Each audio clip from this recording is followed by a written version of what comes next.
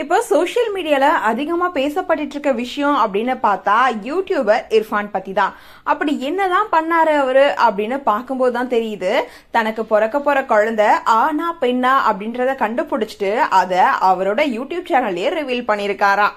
Cook with கோமாளி அப்படின்ற ஒரு ஷோல கலந்துகிட்ட யூடியூபர் இர்ஃபான் தன்னோட சோஷியல் மீடியா பக்கத்துல தன்னோட குழந்தையோட ஜெண்டர் என்ன அறிவிச்சதன் மூலமா இப்போ மிகப்பெரிய வழக்குலயே சிக்கியிருக்காரு அப்படின்னு சொல்லலாம். இந்தியால வந்துட்டு இது ரொம்ப பெரிய குற்றம் அப்படின்றது நமக்கு தெரியும். அதுவும் தமிழ்நாட்டுல கிட்டத்தட்ட 7 வருஷம் ஜெயில் தண்டனை கிடைக்கும் அப்படின்றது நமக்கு தெரிஞ்ச விஷயம்தான். இப்போ இவரு வந்துட்டு துபாய்க்கு போய் தன்னோட ஒய்ஃப்க்கு என்ன குழந்தை பிறக்க போகுது அப்படின்றத ஐடென்டிஃபை பண்ணிக்கிட்டு அதை தன்னோட சோஷியல் மீடியா பேஜ்ல ரிவீல் பண்ணிருக்காரு.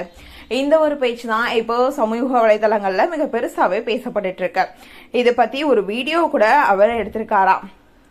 குழந்தையோட பாலினத்தை அறிஞ்சு சட்டவிரோதம் அப்படின்றது நமக்கு தெரியும். இவருக்கு தமிழ்நாடு மருத்துவத்துறை நோட்டீஸ் அனுப்பியிருக்கிறதாவும் காவல்துறை கிட்டையும் ஒரு வழக்கு பதிவு செய்யப்பட்டிருக்கிறதாவும் வரக்கூடிய தகவலா இருக்கு. இதை பத்தி நீங்க என்ன நினைக்கிறீங்க அப்படின்றத எங்களோட ஷேர் பண்ணுங்க. தொடர்ந்து இதே மாதிரி வீடியோஸ் பார்க்கணும் அப்படின்னா லைக் பண்ணுங்க, ஷேர் பண்ணுங்க, மறக்காம நம்ம சேனலை சப்ஸ்கிரைப் பண்ணுங்க.